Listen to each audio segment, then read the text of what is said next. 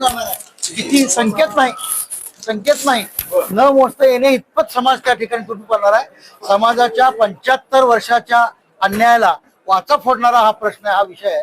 आणि त्यामुळं संपूर्ण मातंग समाजाच्या आणि मातंग समाज ज्या 57 उपेक्षित जातीचं नेतृत्व करतोय त्यांच्या भावना याच्यामध्ये गुंतलेल्या आहेत। त्याच्यामुळे एकटा मातंग समाज नाही तर तीन समाज सोडले तर उर्वरित अनुसूचित जातीमधले सगळे समाज 59 ज्या जाती आहेत ते समाज जास्तीत जास्त आम्ही घेऊन झाला। तीन जातीने हा एक बौद्ध समाज, चर्मकार समाज, ढोर समाज, या 3 समाज हे मी बोलत नाही, हे माझं वैयक्तिक मत नाही।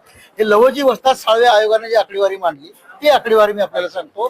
दुसरं बार्टीने जी आकडेवारी मांडली ती आकडेवारी सांगतो।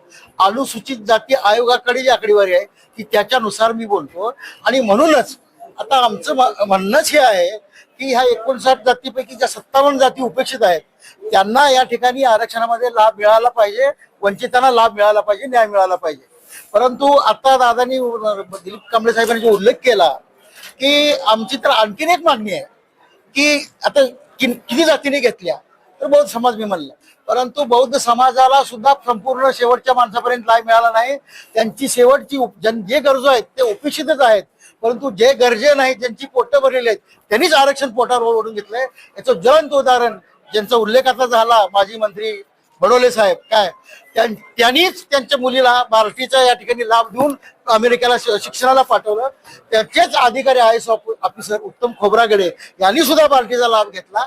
म्हणजे ज्या आहेरे आहे त्यांनीच त्या समाजातल्या समाजाला सुद्धा त्यांनी 59 जातीला वंचित तर ठेवलं, परंतु त्यांच्या समाजाला सुद्धा वंचित ठेवलेलं आहे। म्हणून आमची मागणी आहे की या 59 जातीला न्याय देत असताना त्यांचे जे मागे राहिलेले लोक आहेत त्याच्यासाठी मग काय केलं पाहिजे। अनुसूचित जाती आयोग, या महिला आयोग, बार्टी, RT यांची संयुक्त एक समिती नेमून ज्यांना आरक्षणाचे जातनिहाय याची आकडेवारी श्वेतपत्रिका सरकारनं जाहीर करावी।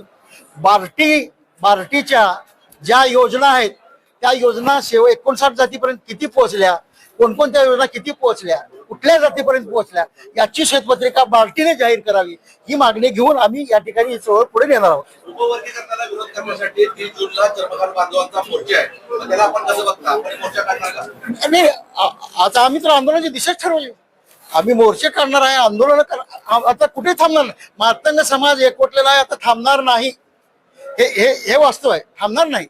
परंतु ते 30 तारखेला ते मोर्चा काढतात, 26 तारखेला कुणी मोर्चा काढतं म्हणून आम्ही काढत नाही। सरकार संविधानाने दिलेला आहे, संविधानामध्ये स्पष्ट तरतूद आहे आरक्षण वर्गीकरणाची। यासाठी 21 आयोग केंद्र सरकारने 65 सालापासून 2006 सालापर्यंत नेमले। लोकूर समिती ते उषा मेहरा समिती त्या आयोगाने सांगितलेलं आहे त्या आरक्षणाच्या तरतुदीमध्ये आहे।